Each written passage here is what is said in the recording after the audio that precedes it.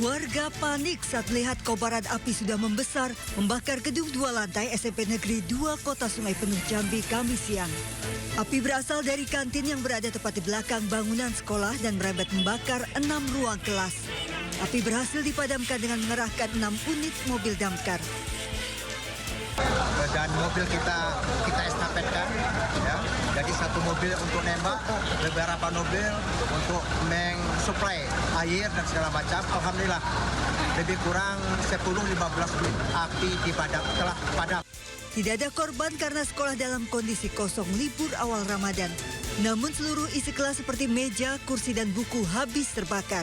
Polisi masih menyelidiki penyebab kebakaran. Dari Kota Sungai Penuh Jambi, Kapior Kandi, iNews melaporkan. Diduga akibat korsleting listrik pada SPBU Mini, sebuah ruko di Madiun juga terbakar. Meski pemiliknya selamat, namun kerugian ditaksir mencapai ratusan juta rupiah karena seluruh isi toko dan rumah terbakar habis. Damkar ngatasi, info damkar dah. Kebakaran hebat melanda ruko milik warga di Desa Sidorejo, Kecamatan Kebonsari, Madiun. Kepulan asap hitam pekat terlihat dari kejauhan. Saat kebakaran terjadi, warga sekitar tidak berani mendekat untuk mencoba memadamkan api sebab beberapa kali terdengar suara ledakan dan terdapat gas LPG di area ruko itu. Menurut Kepala Desa Sidorejo, Ana Setiawati, kemungkinan penyebab kebakaran berasal dari korsleting mesin SPBU Mini milik ruko itu. Namun pihaknya masih menunggu hasil penyelidikan dari kepolisian. Penyebabnya apa? Sebenarnya konslet aja, mungkin konslet alat Pertamininya, karena memang mungkin lupa nutup waktu habis pengisian atau kena kebetulan di dalam ada barang-barang yang rentan untuk api, akhirnya cepat terbakar. Tadi menurut penyampaian masyarakat Jawa sebenarnya kecil apinya, tapi masyarakat mau eksekusi di awalnya juga ketakutan karena ada tabung gas juga di dalam. Api baru dapat dipadamkan setelah unit pemadam kebakaran Satpol PP Kabupaten Madiun mengerahkan 4 truk pemadam. Tidak ada korban jiwa dalam peristiwa ini. Untuk kerugian material ditaksir mencapai ratusan juta rupiah karena seluruh barang dalam ruko terbakar habis. Dari Madiun, Jawa Timur, Arif Wahyu Effendi, iNews melaporkan. 10 bangunan tua yang dijadikan lapak dagangan di Pasar Pekong, Pekan Labuan Medan, Sumatera Utara terbakar. Sebuah gudang penyimpanan ban di Pondok Aren, Tangerang Selatan, Banten hangus terbakar.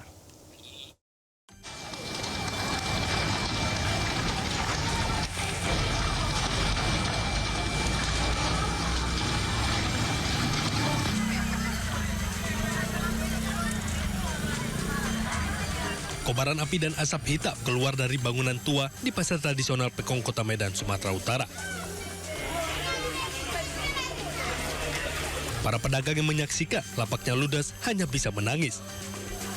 Petugas pemadam kebakaran dibantu para pedagang mencoba menjinakkan api, namun kondisi bangunan yang rapuh membuat api dengan cepat menyebar, membakar 10 lapak bangunan rumah.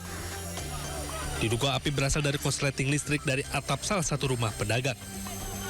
Api berhasil dipadamkan 2 jam kemudian setelah 5 unit mobil pemadam tiba di lokasi. Tidak ada korban jiwa dalam peristiwa ini, namun jumlah kerugian diperkirakan mencapai miliaran rupiah. Izin melaporkan situasi terkini dan mohon didorong bantuan. Sementara itu, sebuah gudang penyimpanan ban di Pondok Aren, Tangerang Selatan, Banten hangus terbakar. Banyaknya material yang mudah terbakar, serta sulitnya akses menuju lokasi membuat api dengan cepat merambat ke seluruh bagian gudang. Api akhirnya dapat dijinakkan 2 jam kemudian setelah 16 armada diterjunkan ke lokasi kejadian. Diduga api berasal dari hubungan pendek arus listrik. Dugaan sementara ya akibat dari korsleting listrik. Untuk unit yang diturunkan ada 16 unit. Tidak ada korban jiwa dalam peristiwa ini, namun kerugian ditaksir mencapai ratusan juta rupiah. Tim Liputan iNews melaporkan. Pemirsa, ledakan petasan hancurkan 7 rumah di Situbondo, Jawa Timur. Akibat ledakan itu 1 orang meninggal dunia dan 6 lainnya mengalami luka bakar.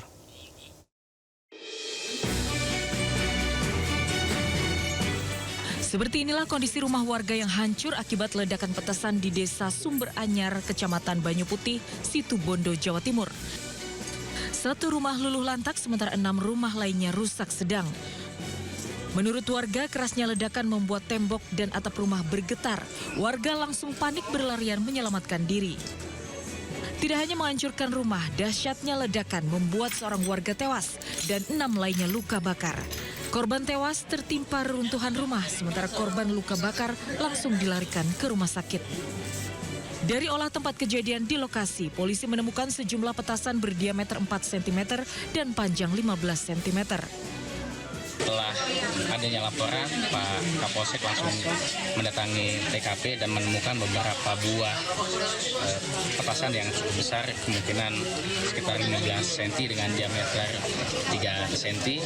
Kemudian itu yang sudah sempat diamankan dan semoga tidak meledak. Untuk sisanya yang lain seperti disampaikan tadi belum bisa kita pastikan, takutnya masih ada sisa bahan peledak di dalam situ.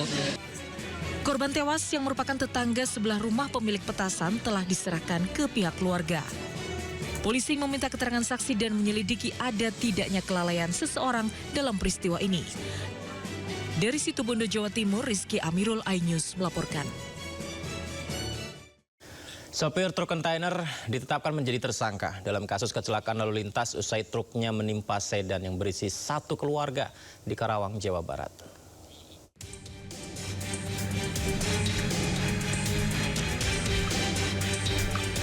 Serangkaian proses hukum telah digelar menyeluruh, mulai dari pemeriksaan pengemudi, keterangan korban selamat, hingga gelar perkara. Hasilnya, pengemudi truk kontainer yang terguling di Karawang, Jawa Barat menjadi tersangka. Sopir truk ini pun telah ditahan untuk pemeriksaan intensif. Kontainer berinisial HW telah kami tetapkan sebagai tersangka pada 16 Februari 2026. Dalam perkara kecelakaan lalu lintas yang terjadi di Jalan Raya Tanggul Rawabagus, Desa Kondang Jaya, Kecamatan Karawang Timur pada tanggal 15 Februari tahun 2026. Selain menetapkan tersangka, atas permintaan warga sekitar, lokasi kejadian kini ditutup permanen.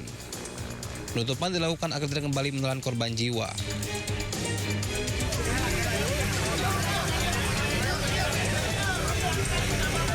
Sebelumnya, sebuah mobil yang tumpangi satu keluarga tertimpa truk kontainer bermuatan 32 ton di Karawang, Jawa Barat. 3 orang meninggal dunia di lokasi kejadian, 3 lainnya kritis. Kecelakaan terjadi saat truk kontainer bermuatan minyak goreng kemasan memasuki gang kecil untuk melakukan bongkar muat. Ketika melintasi turunan curam, truk kehilangan kendali karena tak kuat menahan beban muatan. Naas, tepat saat truk terbalik, sebuah mobil jenis sedan melintas hingga kecelakaan tak terhindarkan. Dari Karawang, Jawa Barat, Rudi Setiawan, iNews melaporkan. Pemirsa, seorang ibu di Subang, Jawa Barat membekap anak kandungnya berusia 6 tahun yang berkebutuhan khusus hingga meninggal dunia. Motif sang ibu diduga hanya karena kesal pada suaminya.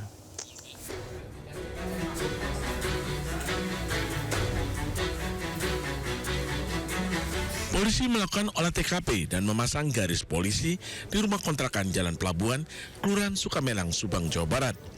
Dari rumah korban, polisi mengevakuasi jasad MA, bocah berkebutuhan khusus berusia 6 tahun. Ironis, korban tewas akibat dibekap oleh ibu kandungnya sendiri. Sang ibu dalam kondisi shock dan menangis menyerahkan diri ke Polsek Subang. Dari lokasi, polisi mengamankan barang bukti bantal dan guling. Dari keterangannya pada polisi, pelaku diduga membekap anaknya yang rewel dan terus menangis. Dirinya kesal karena usai bertengkar dengan suaminya. Sudah menyampaikan saya nangis, Pak, saya sudah membunuh anak saya. Setelah begitu, kita tidak banyak bicara, langsung piket reskrim, Intel, kemudian sama Polsek, beserta 2 Polwan, langsung kita menuju ke TKP. Ayah korban tak percaya jika sang istri tega melakukan perbuatan tersebut.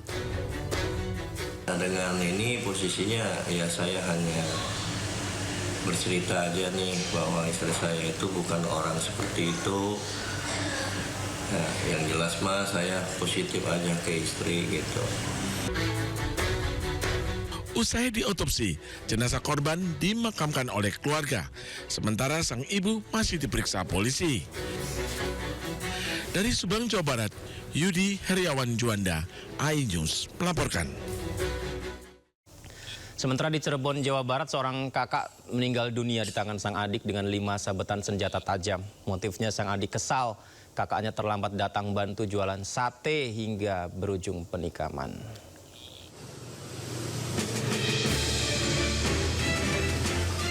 Polisi menangkap SP, seorang adik yang nekat membunuh kakak kandungnya sendiri, Ude, di Desa Kedung Bunder, Kecamatan Gempol, Kabupaten Cirebon. Pelaku langsung dibawa ke Mapolsek Gempol untuk menjalani pemeriksaan. Ude tewas di tangan adiknya sendiri dengan mengalami 5 luka sabetan senjata tajam di tubuhnya. Polisi juga menyita sebilah pisau yang digunakan pelaku untuk menusuk korban.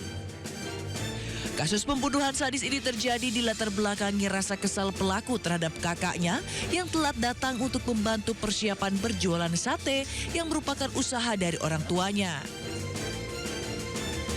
Karena kedatangannya terlambat, maka si adenya ini emosi, kemudian berdiri dan menusukkan sajam atau senjata tajam atau pisau yang sedang dipegangnya untuk membelah daging ke punggung daripada si korban. Atas perbuatannya, pelaku terancam hukuman 15 tahun penjara. Dari Cirebon, Jawa Barat, Toy Iskandar, iNews melaporkan. Pemirsa, polisi menangkap pelaku pembunuhan seorang pria yang jasadnya ditemukan di dalam koper di sebuah rumah kosong di Desa Sukareja, Brebes, Jawa Tengah.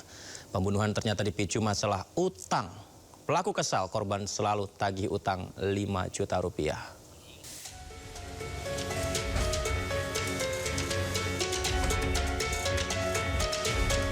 Pelaku pembunuhan terhadap seorang pria yang jasadnya ditemukan dalam koper di rumah kosong di Desa Sukareja, Brebes, Jawa Tengah berhasil ditangkap polisi. Korban Sapri, 67 tahun, ternyata dibunuh oleh pelaku Rokim yang merupakan teman korban. Pelaku ditangkap di rumah istrinya di Majalengka, Jawa Barat. Pembunuhan ternyata dipicu masalah utang piutang. Pelaku Rokim kesal, korban selalu menagih utang 5 juta rupiah. Sebelum membunuh korban, pelaku menyiapkan skenario meminta korban datang dan membawa uang ke rumah kosong milik kerabat pelaku dengan janji akan membayar lunas utang.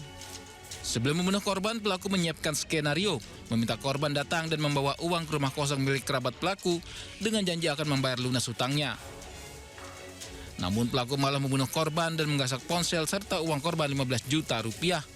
Sadisnya, pelaku juga memutilasi tubuh korban agar muat masuk ke dalam koper.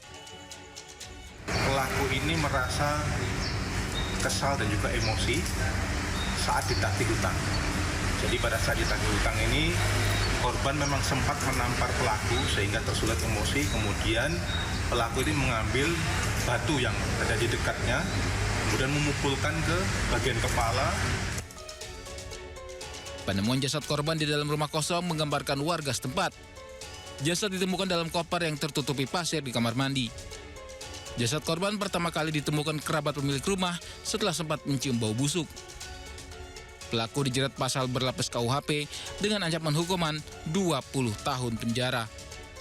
Dari Tegal, Jawa Tengah, Yunibar, iNews melaporkan. Kita beralih ke informasi lain. Hari ini Ahmad Zoni kembali menjalani sidang kasus dugaan peredaran narkoba di Pengadilan Negeri Jakarta Pusat, pemirsa. Aktor Ahmad Zoni dijadwalkan menjalani sidang kasus dugaan peredaran narkoba tadi pukul 10 waktu Indonesia Barat. Pesinetron Ahmad Zoni sudah bolak-balik terjerat dalam kasus narkoba. 4 kali ia tercatat dalam penyalahgunaan barang haram tersebut. Ia sempat dipindahkan ke lapas super maksimum security di Nusa Kambangan.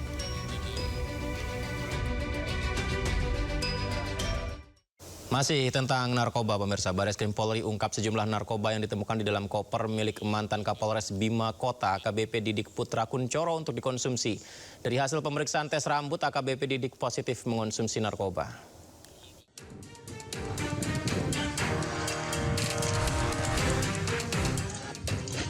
Bareskrim Polri mengungkap sejumlah narkoba berbagai jenis yang ditemukan dalam koper milik mantan Kapolres Bima Kota AKBP Didik Putra Kuncoro. Koper berisi narkoba tersebut dititip di rumah Poluan Aibda Dianita Agustina yang merupakan bekas anak buah AKBP Didik sewaktu berdinas di Polda Metro Jaya. Kasubdit 3 ditipit narkoba Bareskrim Polri, Kombes Pol Zulkarnain Harhab mengatakan, berdasarkan keterangan tersangka, narkoba yang didapat AKBP Didik untuk dikonsumsi. Dari hasil pemeriksaan tes rambut, AKBP Didik positif mengonsumsi narkoba.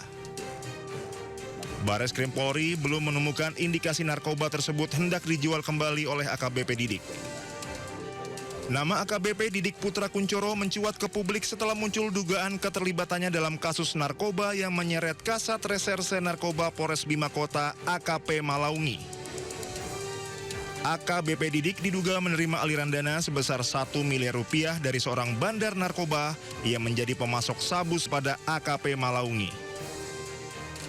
Tim Liputan Anyus melaporkan. Jadi tersangka dugaan penyalahgunaan narkoba dengan barang bukti 1 koper narkotika ex Kapolres Bima Kota AKBP Didik terancam dipecat tidak hormat. AKBP Didik menjalani sidang Komisi Kode Etik Divisi Propam Polri.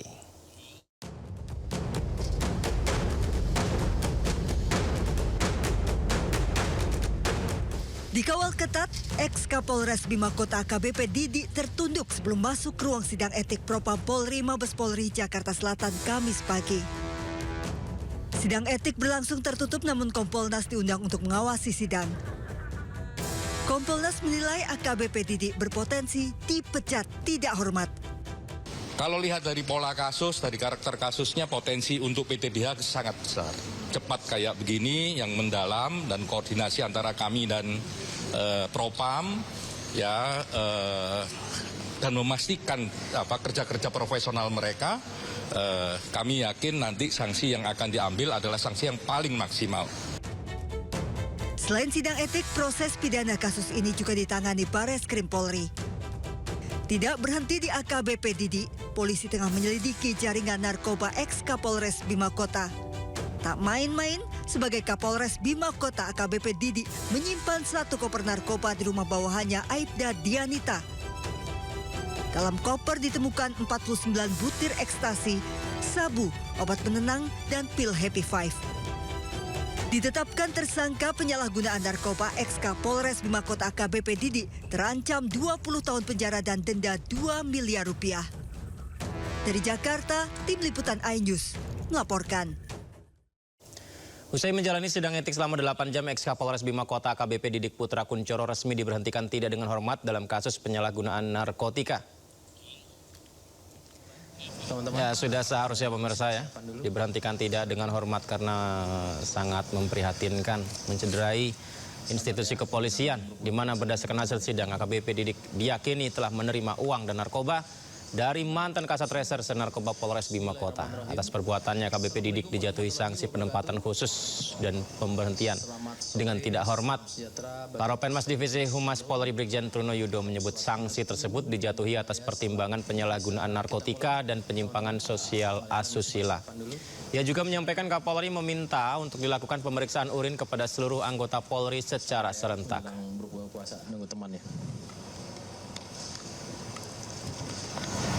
Dengan wujud perbuatan dan pada pasal-pasal yang dilanggar oleh terduga pelanggar, pada putusan sidang KKIP, yang pertama sanksi etika, yaitu perilaku pelanggar dinyatakan sebagai perbuatan tercela. Yang kedua, pada putusan sidang KKIP, sanksi administratif berupa penempatan dalam tempat khusus selama 7 hari terhitung mulai tanggal 13 sampai dengan 19 Februari 2026 di ruang Patsus Biro Provos Div Propam Polri dan telah dijalani pelanggar. Yang B, tadi A ya, pemberhentian tidak dengan hormat atau PTDH sebagai anggota Polri. Atas putusan tersebut, pelanggar di hadapan ketua dan anggota komisi pada putusan sidang menyatakan menerima. Maka berdasarkan perintah Kapolri, Div Propam Polri dan jajaran akan melaksanakan kegiatan pemeriksaan urin sekali lagi melaksanakan kegiatan pemeriksaan urin yang akan kita laksanakan di seluruh wilayah atau jajaran Kepolisian Negara Republik Indonesia secara serentak dan akan melibatkan fungsi pengawas baik itu internal maupun eksternal, baik di tingkat Mabes maupun sampai dengan tingkat kewilayahan. Dua kelompok pemuda di Flores Timur, Nusa Tenggara Timur terlibat bentrok. Akibatnya 1 orang terluka dan belasan rumah warga rusak.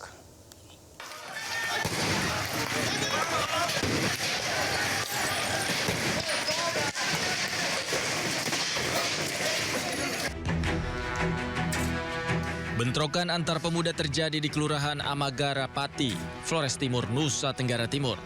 Aksi saling serang ini terjadi akibat perselisihan 2 kelompok pemuda dari 2 wilayah. Mereka terlibat aksi saling lempar batu, kayu, serta bom molotov.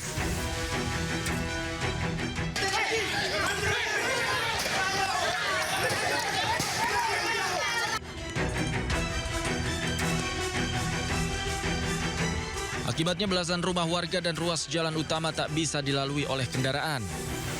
Tak hanya menimbulkan kerugian material, peristiwa ini juga memicu trauma warga sekitar karena bentrokan sering terjadi di wilayah ini.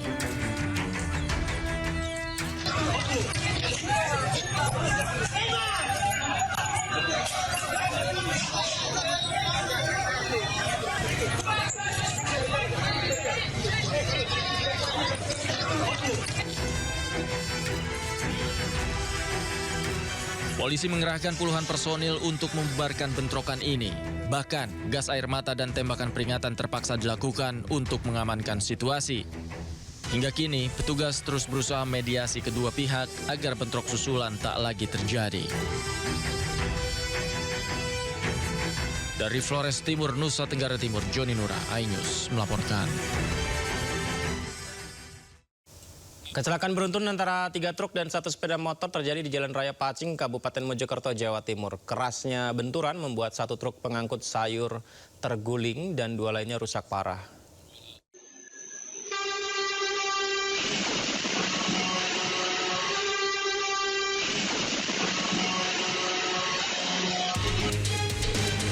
Dalam rekaman CCTV terlihat truk gandeng bermuatan pakan ternak dari arah Mojosari menuju kota Mojokerto tiba-tiba masuk ke lajur kanan hingga menabrak dam truk muatan tanah. Usai menabrak truk muatan tanah, truk gandeng terus melaju hingga menabrak truk pengangkut kencur dan terguling masuk gang rumah warga hingga menimpa sepeda motor. Kecelakaan 3 truk dan sepeda motor ini terjadi di Jalan Raya Pacing, Kecamatan Bangsal, Kabupaten Mojokerto.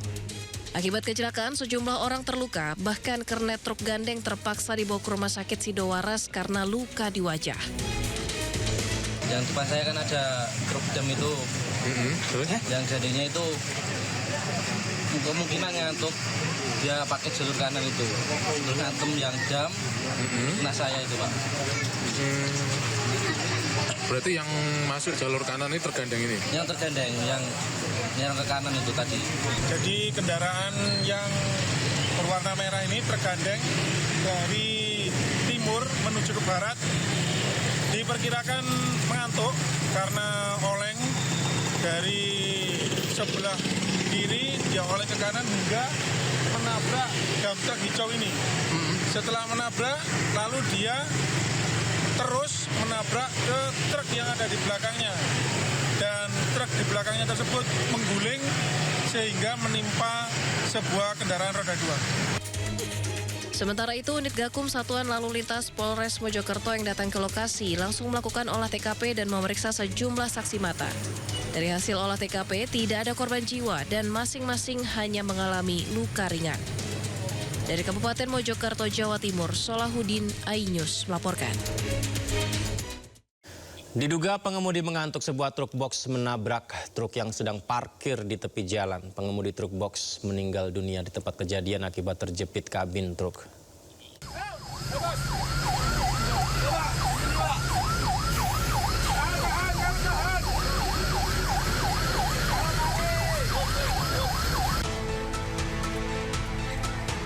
Kecelakaan maut terjadi di Jalan Bypass Balong Bendo, Sidoarjo, Jawa Timur.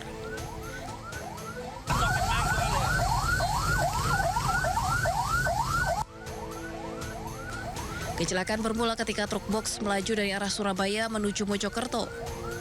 Diduga pengemudi mengantuk menyebabkan truk box hilang kendali dan mengarah ke kiri jalan hingga menabrak bagian belakang truk yang sedang parkir di tepi jalan.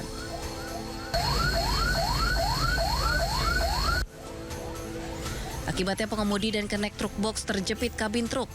Pengemudi truk box tewas seketika di lokasi kejadian, sementara kenek mengalami luka-luka. Dari Sidoarjo, Jawa Timur, Pramono Putra, iNews melaporkan. Pemirsa, pagar rumah milik Wakil Presiden ke-10 dan 12 RI, Yusuf Kala, di Dharma Wangsa, Kebayoran Baru, Jakarta Selatan ditabrak mobil. Wanita pengemudi mobil tersebut diduga mengantuk.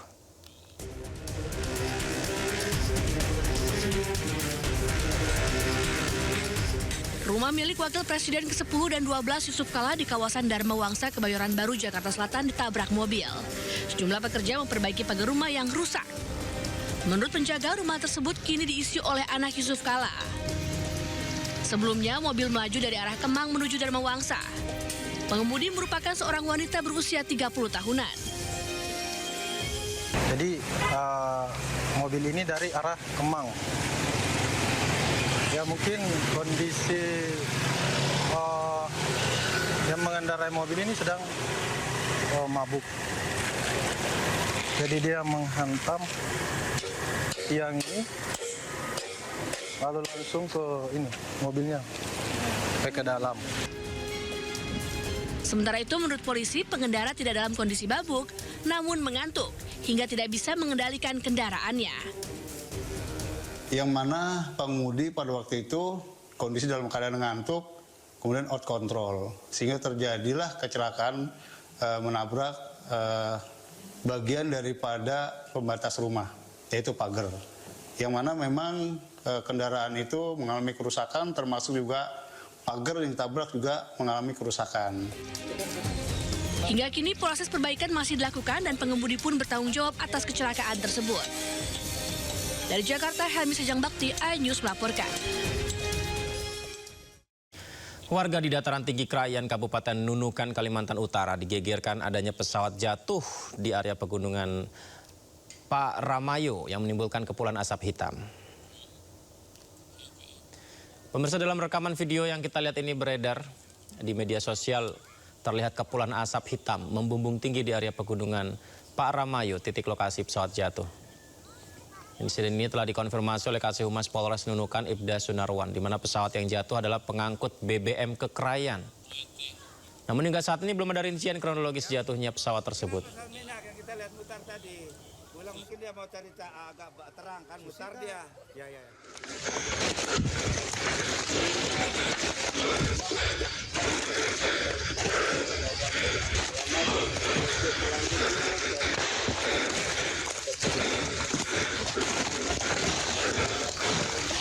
Kita bisa lihat, pemirsa, ini adalah rekaman dari warga.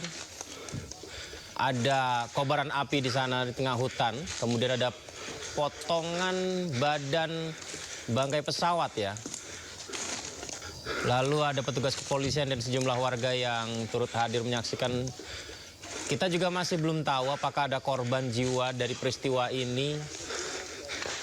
Kita melihat ada petugas kepolisian, kemudian warga yang sudah datang, dan apakah di sini badan pesawatnya sudah lengkap atau masih tersebar di beberapa titik di hutan.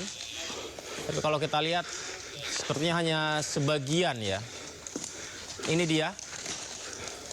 Seperti ada bagian sayap pesawat yang sudah patah. 25 menit. Pesawat pelita air pengangkut BBM. Kemudian ada narasi Tarakan Longbawan dari perekam video menyebutkan ini pelita air. Telah membuahkan hasil, telah menemukan badan pesawat pada pukul 13.25 menit. Ya, menemukan pesawat pukul 13 waktu setempat, di mana asap yang membumbung tinggi ternyata sumbernya dari sini. Pakabuan.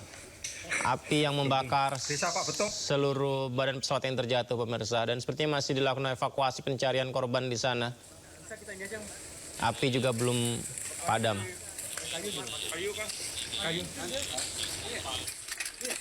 Banyak minyak yang kita lihat mutar tadi.